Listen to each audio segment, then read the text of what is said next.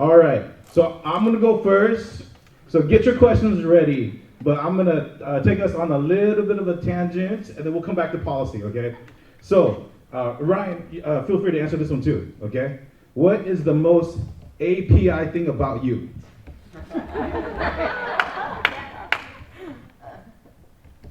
Well, actually I'll say is having been able to work for Senator Xiong for 2 years, I've gotten a great opportunity to experience a lot of different things within the Hmong culture. I've staffed him at community events, funerals, and it's just been a great opportunity to learn so much about a culture that has such a stronghold in Minnesota that I didn't. I obviously, as somebody growing up in North Minneapolis, I knew about the Hmong community, and I knew a little bit about their background, but it's just been a great chance to learn so much more about a community that has brought a lot to the culture in Minnesota, I think.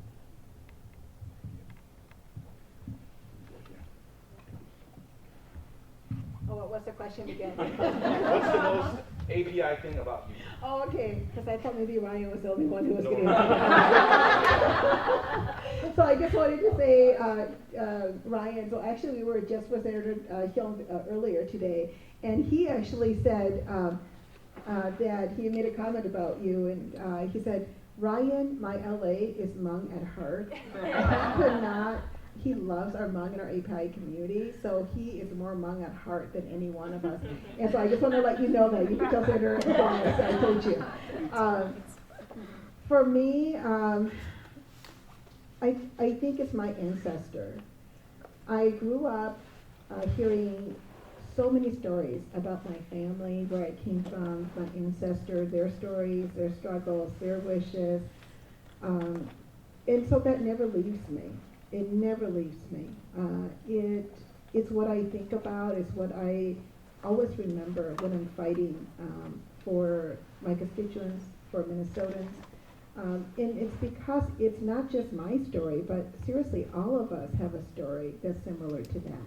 All of us have these challenges and barriers and hopes for a better future for our families and our children. And so even though it's specifically to me and my family and to my Hmong culture, I think it really crosses the lines to all races, all people. And so that's something that I keep with me all the time. That's great. That's actually also really similar to something that I was going to say. I think for me the most API piece is probably the ability to connect with other refugee communities, and I say this because I was recently, last week I was in Berlin for a week on a young leaders diplomatic exchange, and at the end of that, I came away thinking like, wow, like we have to win in Ukraine, for all the people there. And that's partially because just spending time in Berlin and understanding like the history post World War II made me just realize like how fragile like democracy was and how close we were to having like East Berlin really like take over and how things would be so different. So for me, like to spend a week in Berlin, I was like, wow, like there's like a really big possibility that we wouldn't have had that opportunity, to even be in Berlin and be talking about democracy and how much we've come forward and like how much more democracy needs to go. And so, that was just a reflection as someone who was Hmong and who always thinks about, what would have happened if, we had won in Vietnam or if we, not withdrawn. So for me, like all very, very interesting and raw, and I'm still kind of like processing that trip, but it was also an incredible experience to understand like this is why like we need NATO, and this is why like we have to win, because there are already all these displaced people there, and we just like how important it is, right, for democracy to win in the end. And so I will pass it on to Chair John. Y'all should start timing us. Well, the first thing I thought of is mongere, or rice with water. I don't think I can go a day without rice. I think that's probably the most API thing. I think when I tell myself every day, or my friends, that I want to lose weight, and they tell me, you should stop eating rice. I'm like, that's impossible. And so I don't think I can ever give up on rice, and I think that's the most API thing ever. And I think it wasn't until recently until I thought about my name as probably being the most Asian American thing ever. When I heard that Representative Samara is going to join us, and her first name is Samantha, like mine too, and I thought, wow, that's gotta be like, that's the most Asian American thing ever. We now have two Asian Samanthas at the legislature. And like, that's beating the Andersons at this point. So,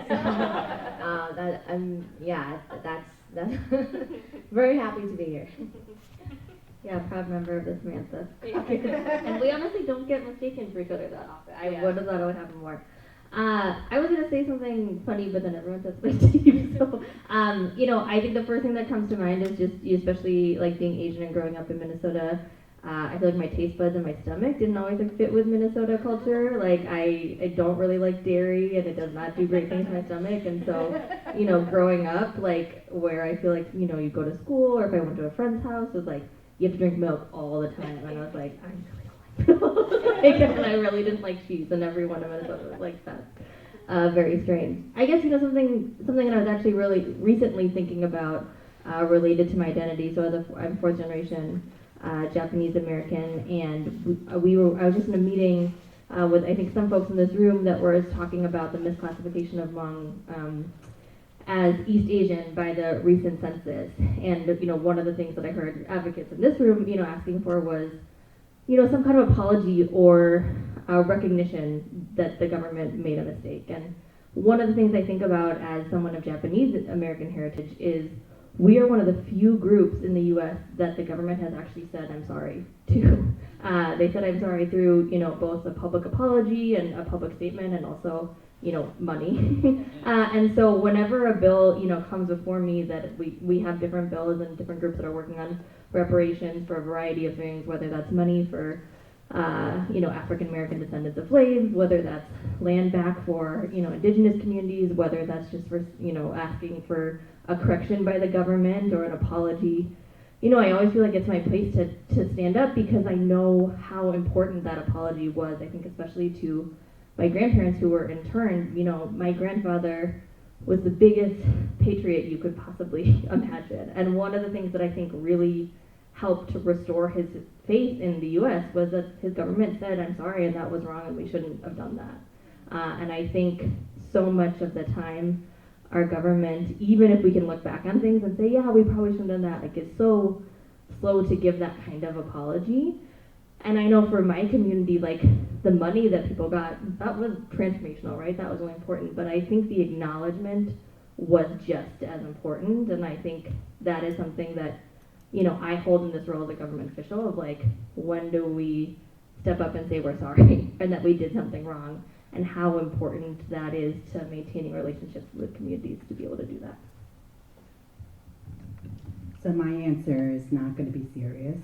I eat hot pepper and chili pepper and fish sauce and nampa with everything.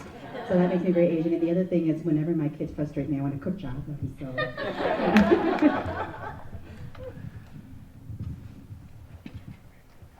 All right. No, thank you so much for humoring me with that question. Okay, first hand up. Who's got a question from the audience? We'll take one. Okay, I see you in the white. Is that Timmy? Timmy, why don't you come up here?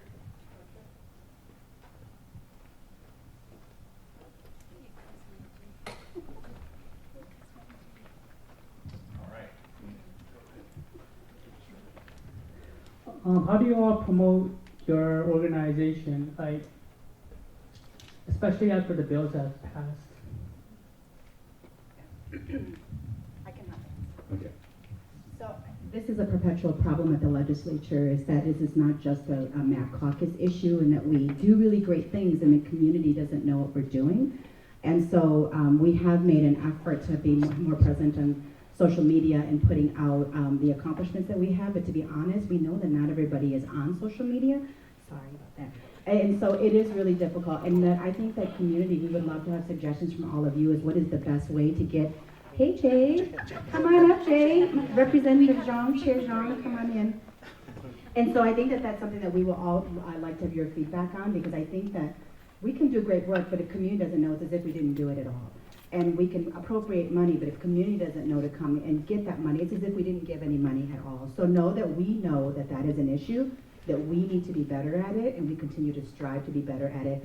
And you know, I think that one thing that doesn't ever get seen is, like, I've seen Chair Xiong and Chair Lee like go and fight with the departments because you know, we know that we had money that was appropriated, but the communication, because once we appropriate the money, it goes to the departments, and then they're the ones who are supposed to be communicating with the community, and oftentimes it does not go out the way we need it to. And so we are all looking at not only how do we let you all know what we're doing, but how do we hold our own agencies accountable for the funds that we have appropriated. And then, and really, truthfully, that shouldn't be our job, but because we know that if we don't do that, it's not going to happen. And so know that we are all fighting and trying to change the systems and structures that we operate in so that we can make sure that you all get the information as well. But like I said, we always welcome if there are ways in which the communities that you represent, organizations you're part of, have ways that you think is more helpful for all of you, please let us know, because we will absolutely do that as well. We should have Representative Xiong introduce himself. Oh, yeah. Yes, introduce yourself first. Thank you, Senator Pai, Representative. My name is Jay Xiong. I represent Southeast St. Paul. I'm serving my 3rd term, going to my 4th term. I came in from another event in my district, so I'm a little late, but I'm here to join my sisters. I know a few of my other colleagues who wanted to be here could not be here because of other obligations. But thank you so much, Representative Vang, for organizing this event, and to our community partners for holding this event right here, where we have some of the largest API communities. We already told everybody it's because the women cared more. That's right. That's true. And just to answer the question was how do we promote to organizations about the work that we do? And to follow up what Representative Hurd said, I think you know, before running for office, a lot of my work in organizing the community was to help the community be politically engaged. Especially for communities of color or communities who've been historically divested from, there's not enough of us engaging with our local elected officials or participating even in terms of just going out to vote.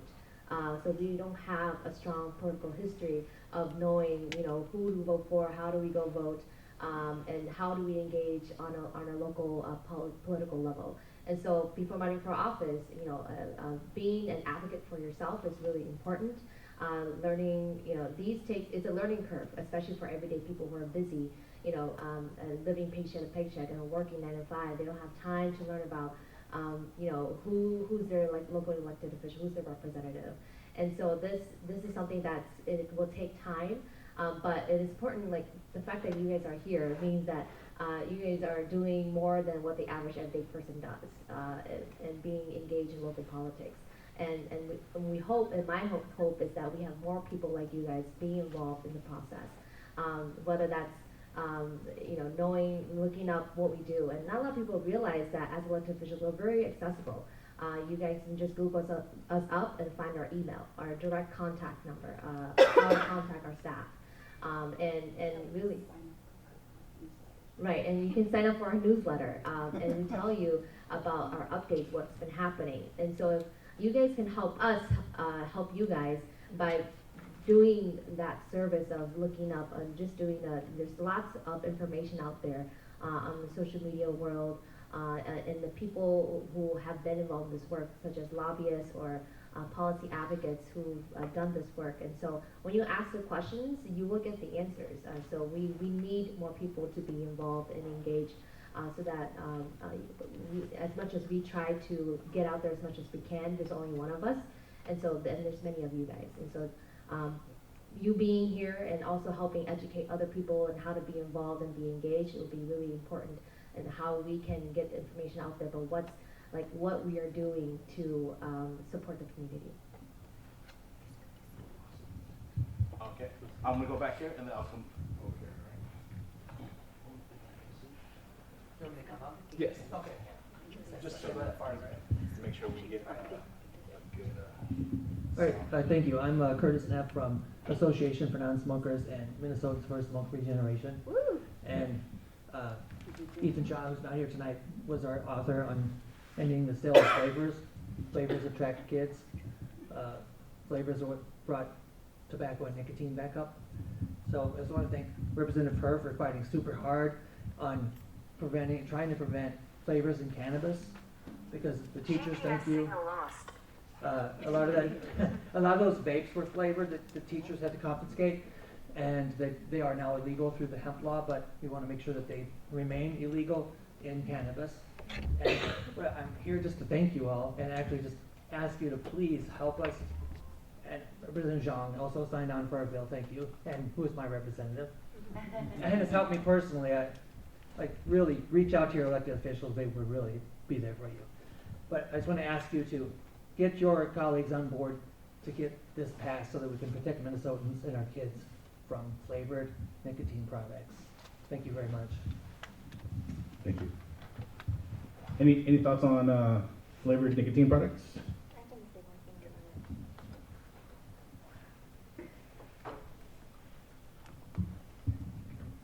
Thank you for raising this issue, and I know that Ethan Cha, or Representative Cha and Chair Her have been really big advocates on this issue. You know, I know it's a divisive issue, right, within our caucus, and I think that there are some really strong arguments on both sides, right? I think that there is an equity issue that people bring up, specifically thinking about how might communities of color be disproportionately impacted, you know, by this. I will say one thing that really brought me actually around on the issue was hearing from just so many schools in my district, particularly high schools, that have had just huge issues with their bathrooms because of vaping. So, you know, there's one high school in my district that I just was getting tons of student outreach about we don't have access to bathrooms. Our bathrooms are shut down all the time, right? And I mean, we know that that's a huge issue, right? Kids can't learn if they can't have their biological needs met. You know, and in talking to the administration, heard the real struggles about once we open the bathrooms, there will be just 24/7 vaping in it. And so it was really educators and administrators and students in my district asking me to please help us do something about this. You know, the vaping is out of control and it's really interfering with young people's learning. So appreciate your advocacy and just wanted to share kind of what helped me get there on that issue. And I was the chief author of the banning flavored in cannabis, and that was a really tough fight. And what I would ask of all of you is that that our organizations, who maybe it's not traditionally part of your legislative agenda, but it does impact education and learning and health and the health disparities of our communities.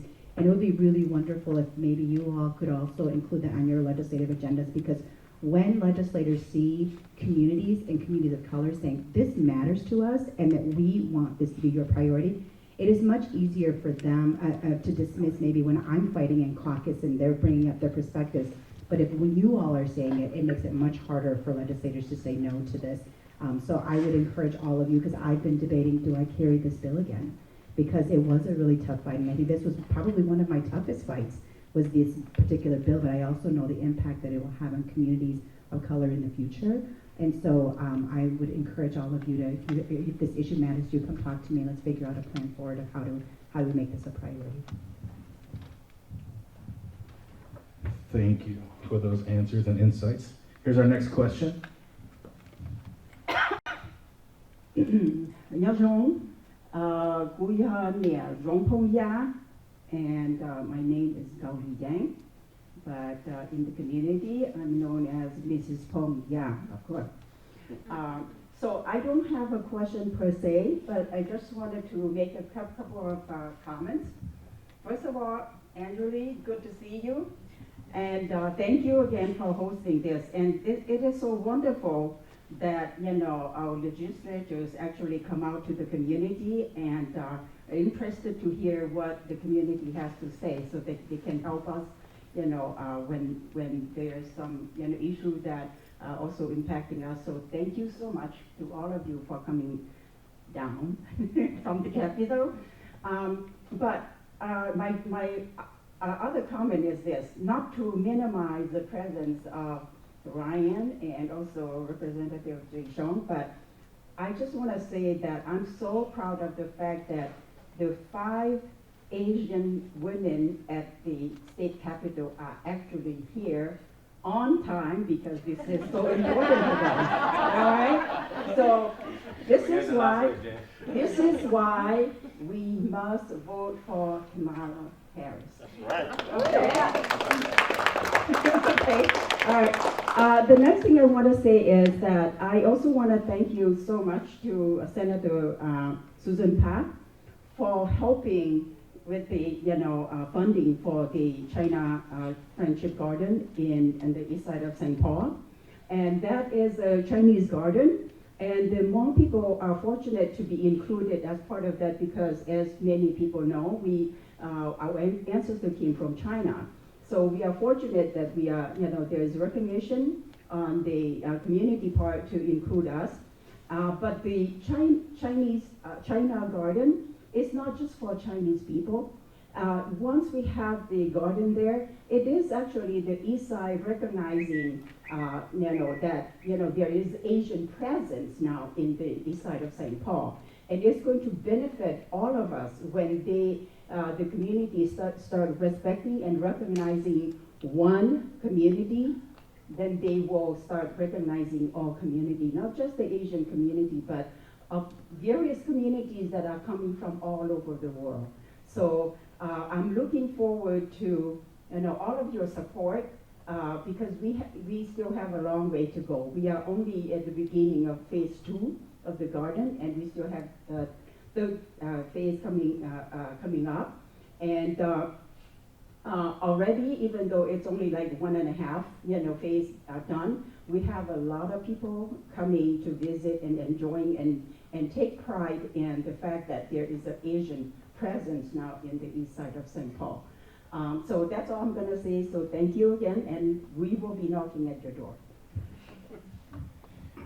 Thank you. Any response to those comments? Okay. All right. Next is this gentleman right here. All right, just gonna cut right into the questions. In terms of appropriations, I consider myself not that knowledgeable, but pretty proficient in the process of application or applying for grants or loans. But with my recent experience, and of course in the past too, with especially appropriation made by the state, we had no idea where the appropriation is sent to. And then once we follow up and establish the contact, the application process is just so tough. Like I said, I consider myself somewhat proficient in the process. So imagine if an elder or somebody who has less experience, how could they, navigate through those processes? So I just encourage all of you, when you appropriate or you sponsor a bill, make sure that whatever organization you're working with, they know where to go after the appropriation. So I just want to offer that, if you feel free to respond. Thank you. Thank you, Representative Shaw. I totally hear you, and I share your concerns. I would encourage those who are in your situation to definitely reach out to us. As chairman of the workforce committee, we have made appropriations to some organizations who have been running into issues. One of the reasons why it's very challenging is because we want accountability. As you've heard in the news, there have been some other organizations who have been having some mishandling issues with it. Although, even though it happened at the federal level, it impacts us locally. So politically, it is very challenging for us. And so we have all of these guidelines, and if you meet the requirements, there should be no issue. And so if you're running into some red tape, just call us and we'll contact whatever department it is that you're working with. So for example, in the workforce, economic development, and capital investment, all the funding that we pass goes to the Department of Employment and Economic Development. So we have a legislative liaison that works with them. And so if you're doing a legacy, I believe that also fundings go to admin, goes to admin, and then goes to humanities. And so I encourage you to reach out to the legislators represent you in your district to have those conversations. I don't know if anyone else wants to add on board. I just gotta say, I have to leave early, but thank you so much, everyone, and thank you so much, Chair. Let's give a round of applause to Representative. Thank you so much for coming.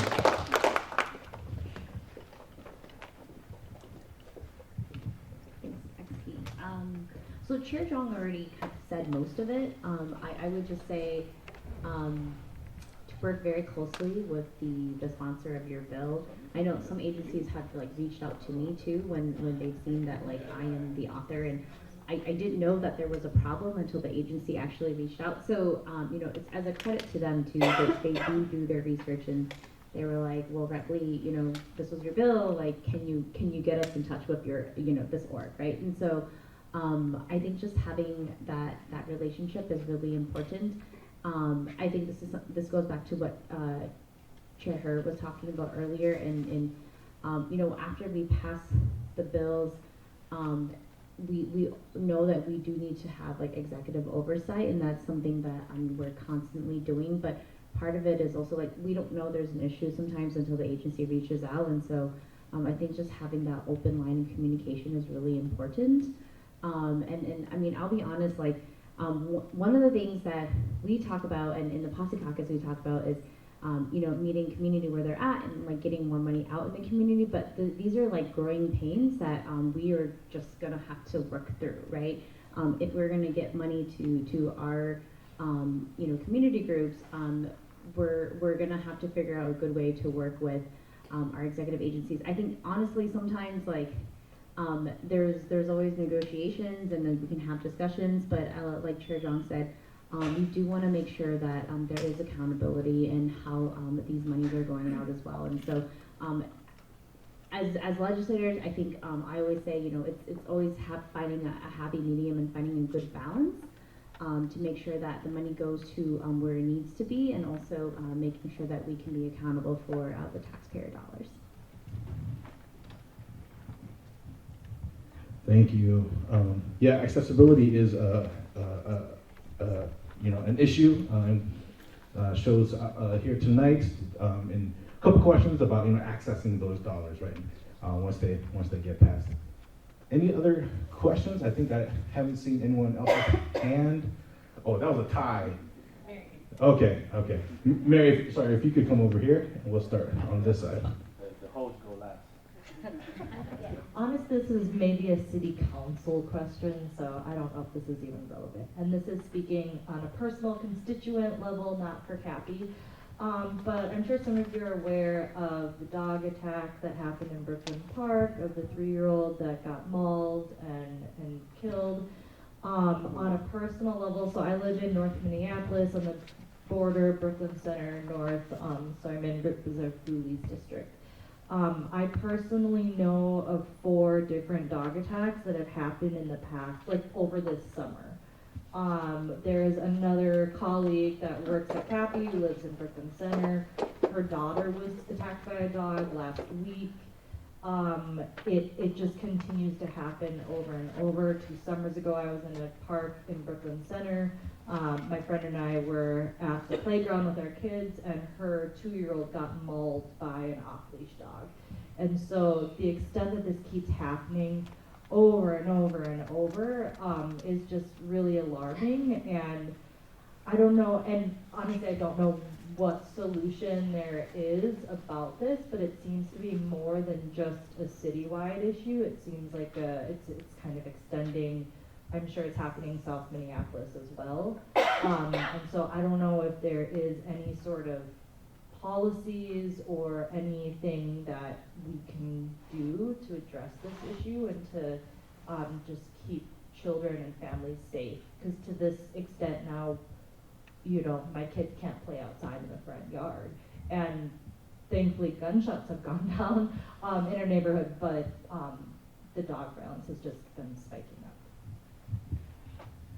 Thank you for that question. I'm gonna take a point of personal privilege. It's just to say that the City Council of Brooklyn Park is having conversations about this. It has to do with potentially dangerous dog ordinances, but also legislation. So that's all I can say about that. But Senator Pop, I'll bring this over to you. Thank you, Mary, for bringing that question and also discussing that issue. So I represent Brooklyn Park in the Senate District, but I used to be on the City Council as well. And when I heard that news, my heart just went out to the family. I think that we can all relate to that because as parents, as someone who has a young child, I have actually experienced that with my daughter where we were just playing outside in our front yard. And our neighbor's dog was just, for some reason, got out of the yard. It was just roaming. But this is a dog that usually would come towards anybody who's out. So we happened to be in the front yard, and we knew that, so we immediately went inside the house. But that could have been something that could have happened to my daughter, to anybody who is one of those things where you just never know when an incident like that could happen. But my heart goes out to the family, to that young baby that was just 3 years old. But I really think that something can be done. We have to look at what policies we can put in place. My husband actually have been discussing that since it's happened, that incident has happened, and said, what can we do at the state level, and then what can we do at the local level, and how do we work together? And I think a part of that is education is one, but two is also there has to be some kind of enforcement of people who, when you're a dog owner, you're also saying, it's a privilege to be a dog owner. It's never, I don't believe it's the dog's fault. It's always, not necessarily saying it's the owner's fault, because there's circumstances where it's not the owner's fault either. But as a dog owner, there are the responsibilities that you have in making sure that it is safe for others, and for that your dog is in a safe environment as well for themselves and for others. And I think that we can definitely do a lot of things. So I'd be looking forward to any conversations and ideas that you have, and also the community as well when it comes to this issue, because I would love to get something together for next legislative session about what we can put in place as a policy.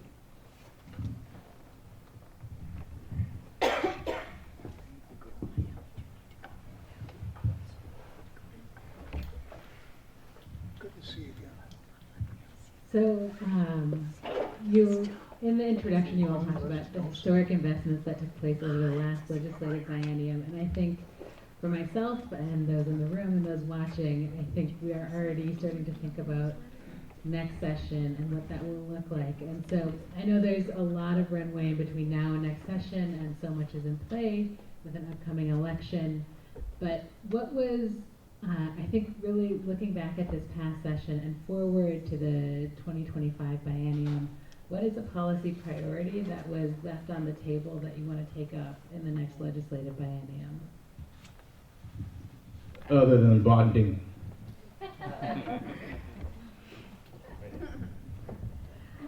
So we talk about equity a lot at the state, but I think that many of our policies do not go through an equity lens, truly.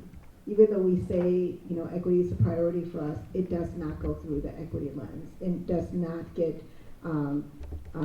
work done through that lens. And so I think that will be a continual priority for me, to hold myself and also my colleagues accountable to say, are we truly looking at this through an equity lens, and how it impacts our diverse Minnesota population? Very quickly, I think for me, it's the computer science piece. I got a little money, but like I was telling folks, I did a lot of couponing with funds this year, and a little bit of that is like was alluded to earlier, this year was not a budget year, and so I think for certain folks who are unfamiliar with the process, it's a little disheartening to have a $17 billion surplus, and then to go to a small supplemental budget. And so we got creative. I found money that had been appropriated but unused to go towards computer science and small business grants for childcare centers outside of that people have outside of their homes.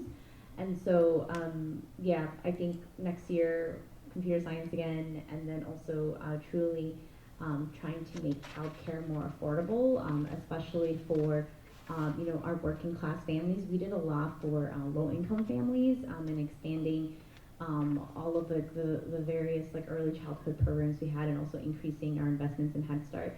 But as you know, like, this is an economic issue. If we want moms to go back to, you know, the workforce and to really just like spur economic activity, we really do need to solve our childcare problem.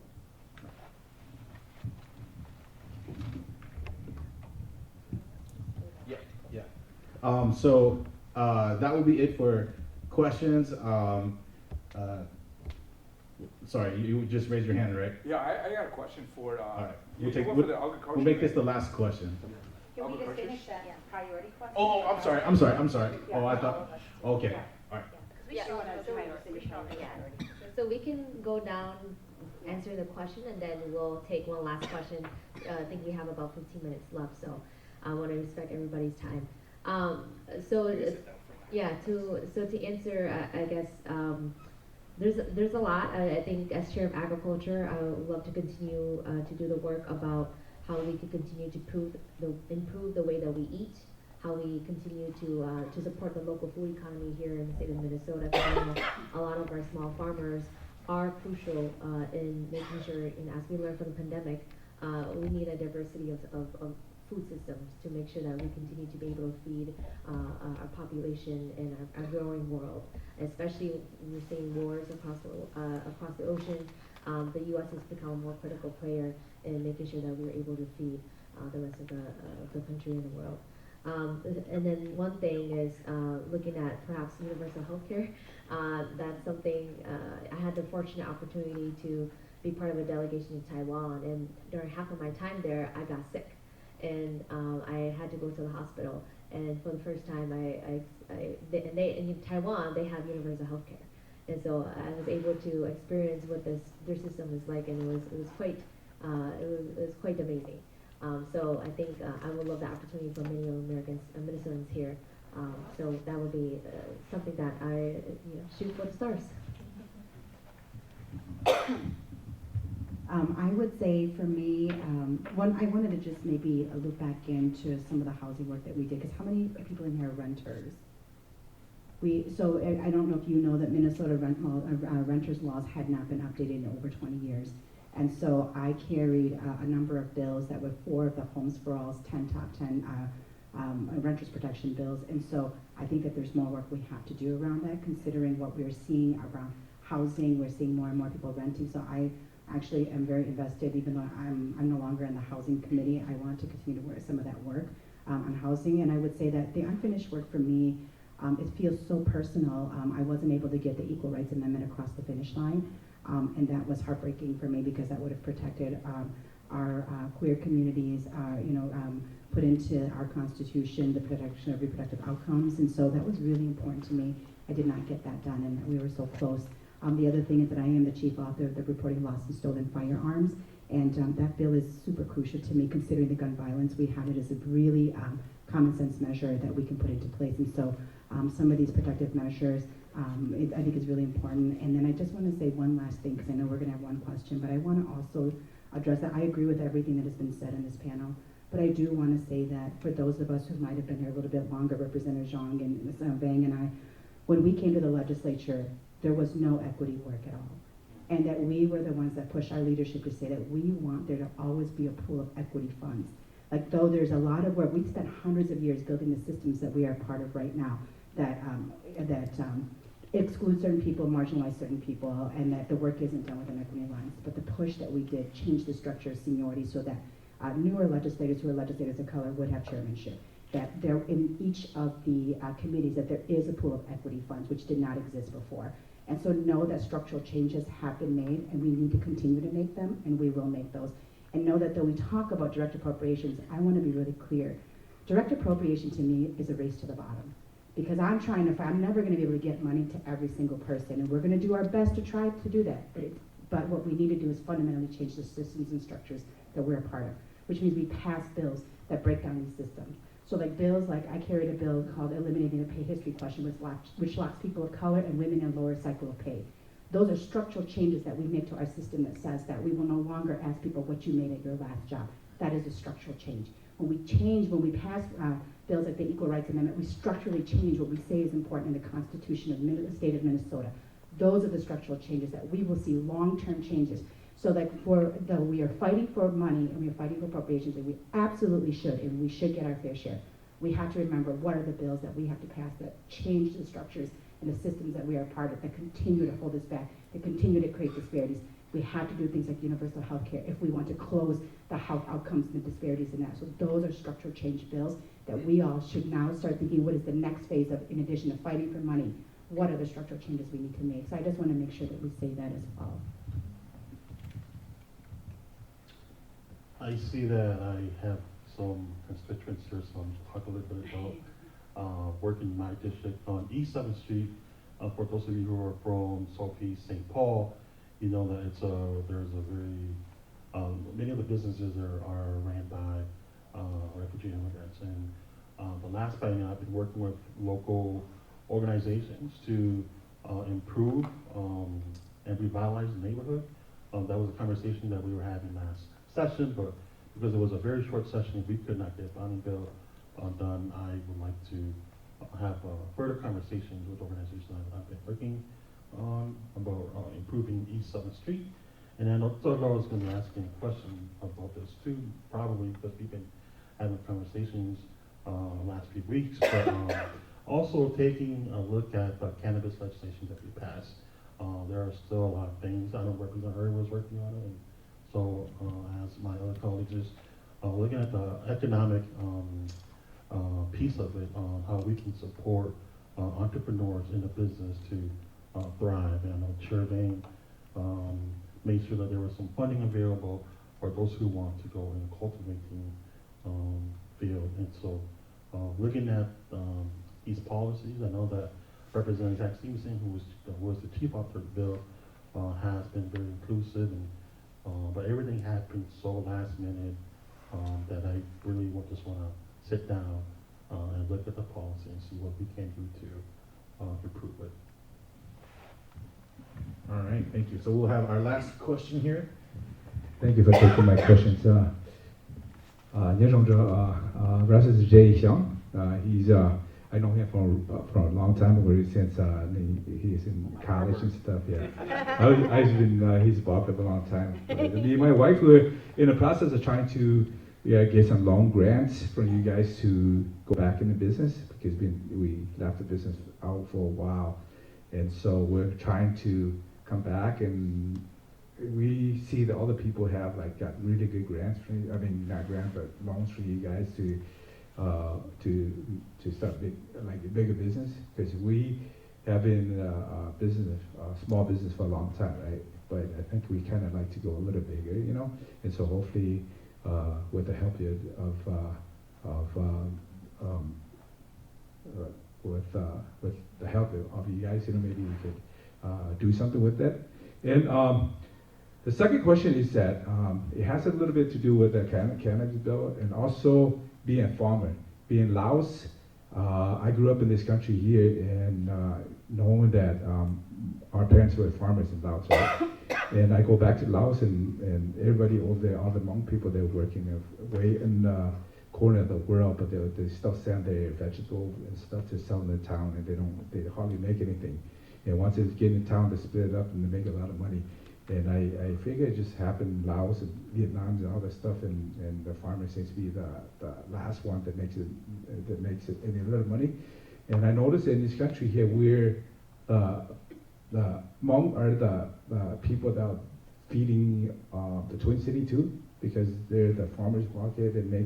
They grow, they farm, they sells, and I noticed that we don't have that land to grow, and all they do is go rent a little piece of land for 1 or 2 acres. They can't really grow the stuff they want, and they can't really farm with tractors and stuff like that. They're pretty much using little hoes and a shovel and stuff. It's still growing the same traditional way that we've been doing in Laos.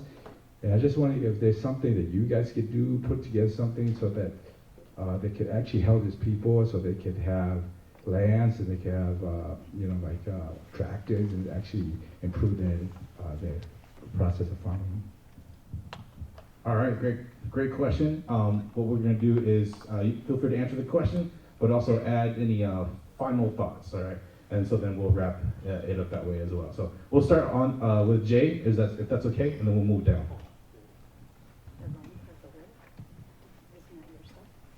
Part of the most of it is Chair Lane's committee.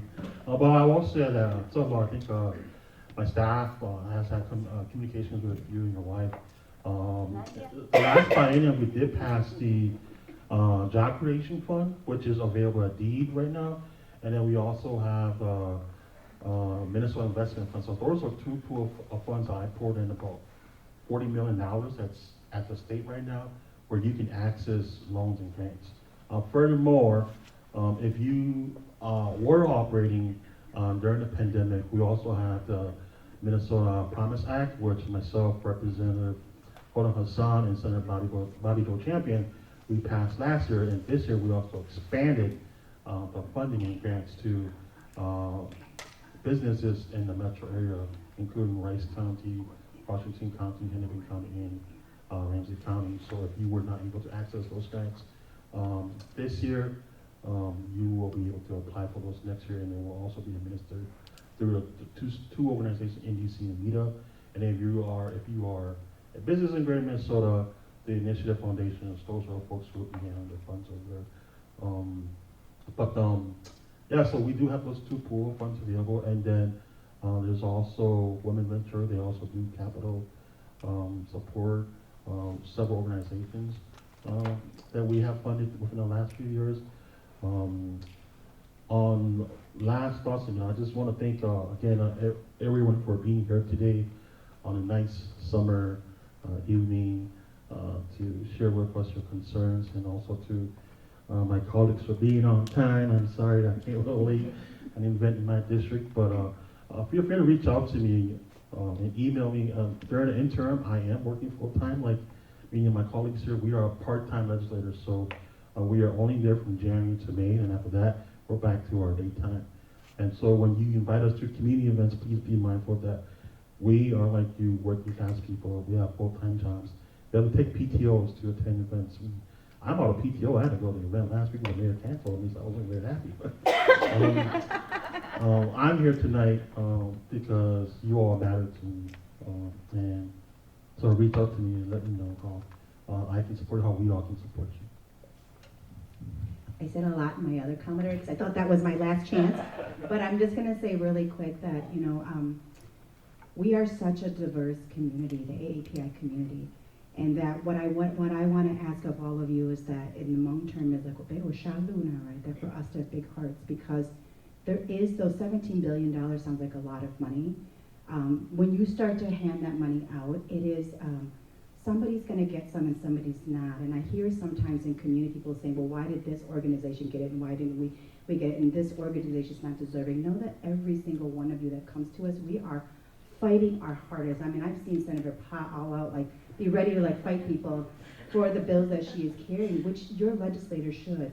But that means somebody's not going to get something, and we need to go back and we have to say to ourselves, we will not play the games that everybody wants us to play to fight each other.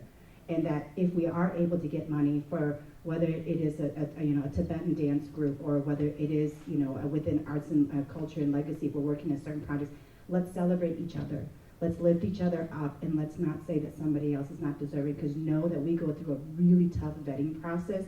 Like Representative Xiong, when I had money, he was going to allocate money to YWCA for me. He's like, get your things into me right now. I need to have 990s. I need to have like nonprofit status. It's like, we're vetting these organizations, so know that if that somebody got one, it is because we worked really hard, and in their project we were able to get buy-in for that. And if yours didn't, it's not because we didn't care, we didn't fight. But let's celebrate each other when we do get money. When somebody is missing, let us know. We'll continue to keep fighting. So that's my ask of all of you, is let's have big hearts.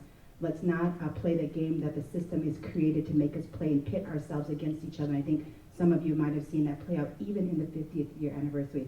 Let us not join in on that, and let us celebrate each other, and let us fight for each other and show up for each other. So that's my last word for everyone today.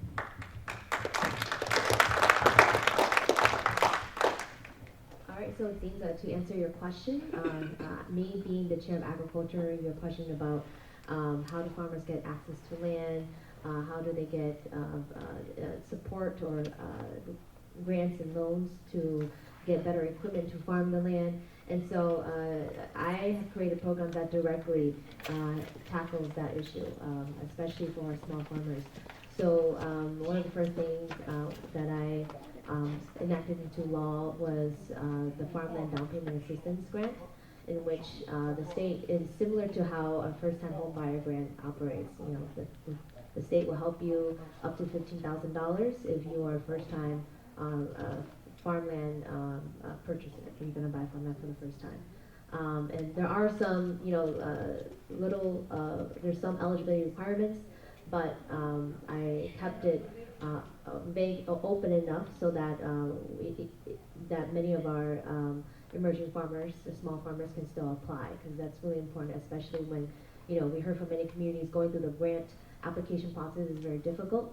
So taking that feedback, there's only a few requirements. One that which we've updated this year, which you have to be a specialty crop producer, to grow a specialty crop, or including cannabis. You have either to have, you know, you need, if you're going to purchase farmland, you know, you need to match, I think $8,000 in order to get the up to $15,000 for the down payment assistance. And then if you do get it, you need to farm the land for at least 5 years. So that's are the basic requirements. In terms of the cannabis legislation that we passed and updated this year relating to farmers. This recently, the Office of Cannabis opened applications for social equity applicants to apply for a license.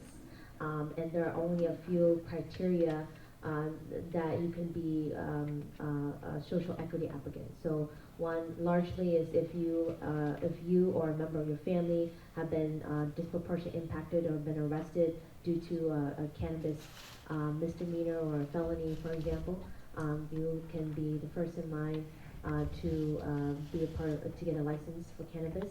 And then another unique thing is if you are a farmer who have been farming for at least 3 years and gross sales between $50,000 and $100,000. So that's one of the few social equity applicants criteria that you can fit into in terms of getting a license to be involved in the cannabis industry. But so for the grants to help a small farmer, it's the Farmland Down Payment Assistance Grant, which is, I think the applications are closed, but we do have ongoing funding every single year. So to check the Department of Agriculture's website often to see when the applications are open again. And then we also have the Beginning Farmers Infrastructure Grants. So these are equipment grants that if you're a small farmer, you would like, support. Especially, I think they are going to roll out applications soon. For example, if you are a produce grower and you want to purchase cold storage for the produce that you're going to grow, then there's grants for that. So I think that application is coming up soon, and it's all under the Minnesota Department of Agriculture's website, and you can find that there. And if you have more questions, you can feel free to reach out and get my contact information, and we can talk more later too.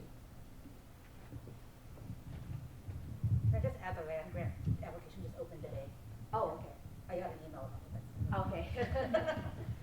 So for folks on like the land grant application just opened today, so you should check out the Minnesota Department of Agriculture's website for all the programs. I'll be sure. I talked a little bit about this in my opening. Appreciate you guys spending like 2 hours with us here. The next step is for folks to vote in 2 weeks. We have a primary here in Minnesota on August 13th. So want to remind folks that there is that homework, and then obviously also November 5th. This year we passed automatic voter registration, but that does look different for certain folks. That you're only automatically registered if you have a driver's license. So for folks who don't drive, you might have to talk to your neighbors and your family members to still register them to vote with their social security number. And with that, thank you. Have a good night. Well, I want to just, in my conclusion, say thank you so much for all of you for coming today and also for your continual partnership. Most of the ideas that we have at the legislature or the policies that we pass or fight for, it comes from the community. It comes from individuals, it comes from groups, it comes from nonprofits, but always feel free to reach out to us with anything that you're thinking about doing. I remember, so I'll just talk about 3 things I'm working on next year that actually came from just one person brought that up to me. Not a group, not a big organization, but individuals like you that just came and said, hey, can we do something about this? So someone came to me and said, we, in our culture, we slaughter chicken in our home for some certain cultural events, right? Whether hupli or nang, whatever. And if our city ordinance says we cannot have live chicken and slaughter in our home or backyard at all, that's actually against city ordinance, which a lot of cities have, then how do I practice my cultural traditions in my religious beliefs? And so that's something that we're going to be proposing for this upcoming session. That just came from one person who said, hey, this doesn't work for me. Another one who just came and said, we know that we have youth suicides and mental health issues, but it was just a concerned parent that says, we have to do something different. And so she came up with an idea, and I thought was excellent, that I haven't heard from other people, so we're going to pursue that. But again, each and every single one of you and our constituents and our Minnesotans, you have the solutions to our problems. You're the ones who are going through these experiences, so don't feel like you can't reach out to us and tell us your ideas and tell us what you think would work, and we can work together to solve those problems together.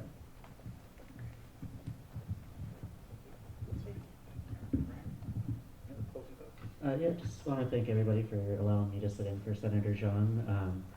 Thanks for bringing up priorities for next biennium. It's already August 1st, which kind of took me by surprise today when I realized that. So we don't have that much more time before the next legislative session starts. So at least on Senator Xiong's behalf, feel free to email me if you would like to meet with him about a priority you might have in the next legislative session or biennium. And I'm more than happy to get a meeting scheduled and get that work done now so that we can hit the ground running come January. Awesome. Let's give them a big round of applause. Thank you so much to our legislators for being here. I also want to thank all of you for being here. Everyone online, if you're watching, thanks to the media for being here, for helping to cover tonight's event. Thanks to the organizations that are supporting. Thanks to Sewa and the staff for helping to set up. I also want to shout out my 2 mentees this summer, Andy and Timmy. And then, of course, my wife, C, who's been all super awesome in helping me to start APIC. So, again, have a great night. Thank you so much. And, yeah, get out there and vote. And thank you, XP, for monitoring. No problem. Thanks, everybody.